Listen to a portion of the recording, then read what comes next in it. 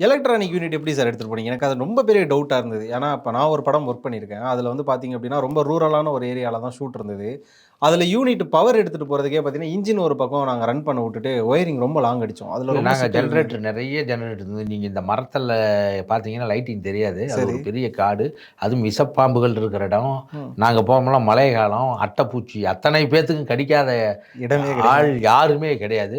மரம்னா எல்லாம் 300 அடி, 200 அடி மரம். ம். அத்தன பேரும் அங்க இருக்கிற மக்களை மரமேற்பவர்களை வைத்து ஒரு 500, 600 லைட்லாம் கட்டியிருக்கோம். அது பேர அது உங்களுக்கு தெரியாது. அது அது கேமராமேனுடைய உழைப்புலாம் அசாதாரண உழைப்பு. ம். 2 நாள்லாம் லைட் பண்ண விடுவாரு. அதுக்கான டைம வந்து வெற்றி சார் வந்து அது கால் ஷீட் ஆனாலும் பரவால்ல, அப்படின்னு சொல்லி அத புரிய வச்சு, அது ஏன்னா அப்பதான் அது வந்து உங்களுக்கு உண்மைக்கு மிக நெருக்கமாக இருக்கும். ம். கதை சொல்றது மட்டும் இல்ல. அந்த கதையை சொல்லுவதற்கு இத்தனையும் உதவி பண்ணும்ல. ஆமா. அப்பதான் அது வந்து நீங்க அதுவும் வெற்றிலாம் எப்படின்னா, நீங்க அவருடைய படம் பார்த்தீங்கன்னா, அருகிலிருந்து நடக்கிற மாரியே இருக்கும். அதை காட்சிப்படுத்துறது வந்து அருகிலிருந்து நீங்க பார்க்குற மாரியே இருக்கும். அந்த கேமரா கோணமும், அதுக்கான எதார்த்தங்களும். லென்ஸும் எப்படி பொருத்தணுங்கிறதெல்லாம் அவருக்கு ரொம்ப அது ஒரு அத்துப்படின்னு சொல்லலாம். ஆனா, ம். அவர் கத்துக்கிட்டே இருக்கேன்னு தான் சொல்லுவாரு.